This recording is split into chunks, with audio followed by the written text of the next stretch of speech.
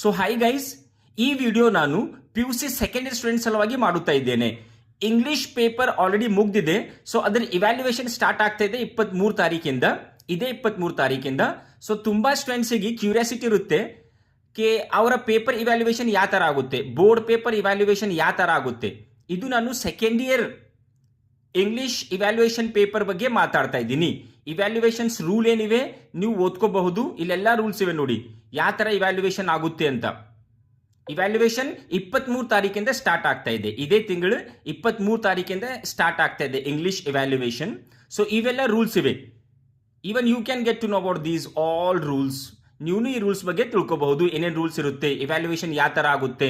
ಯಾಕಂದ್ರೆ ಎಲ್ಲ PUC second year students ಎಲ್ಲರಿಗೆ ಕ್ಯೂರಿಯಾಸಿಟಿ ಇರುತ್ತೆ ಇವ್ಯಾಲ್ಯೂಯೇಷನ್ ಯಾವ ತರ ಆಗುತ್ತೆ ಏನಿಲ್ಲ ಅಂತ.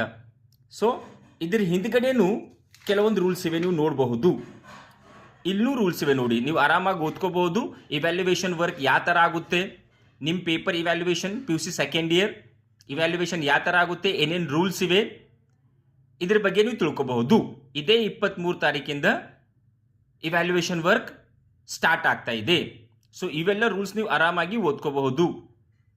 ಇವೆಲ್ಲ ರೂಲ್ಸ್ ಇರುತ್ತೆ, ಈ ತರ ಇವ್ಯಾಲ್ಯೂಯೇಷನ್ ಮಾಡಬೇಕು, ಈ ರೂಲ್ಸ್ ಎಲ್ಲ ಫಾಲೋ ಮಾಡಬೇಕು.